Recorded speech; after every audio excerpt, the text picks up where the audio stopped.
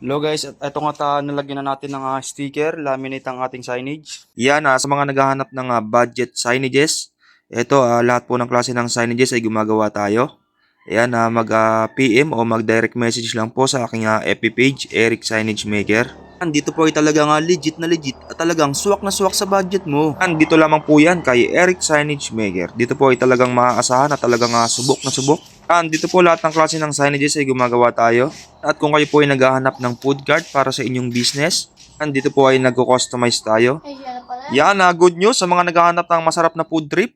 Dito lamang po kay Sir Renatos Palutuan. Ayan, napakasarap po ng mga pagkain dito. Hanapin nyo lamang po sa inyong Waze, Renatos Palutuan. Dito lamang po yun sa QC. Ito ang mga pagkain dito ay talagang babalik-balikan mo. Ito guys, napakabait ng may-ari. Talagang pinafood trip pa kami. Dito guys, sabaw pa lang, panalo na. Dito guys, sulit ang mga pagkain. Talagang hindi tinitipid sa regado. Mga guys, kitang-kita nyo naman yung higop ng kasama ko. Ito nga nag-oclear ako, talagang maraming kumakain. Nagkwento sa akin si sir, sabi niya nung una, kala niya magsasara na siya. Nagpatuloy niya pa rin ang kanyang business. Yun guys, magugulat kayo, talagang marami nang kumakain sa kanya at talagang hinihintuan na siya ng kanyang mga customer. Ito nga guys, ang plano ni sir ay palakihin pa ito dahil mas marami na kumakain dito. Ito guys, hindi ka mapapahiya na ipagkalat ang napakasarap na pagkain dito. Tandaan dito guys, talagang naka-aircon ka habang kumakain.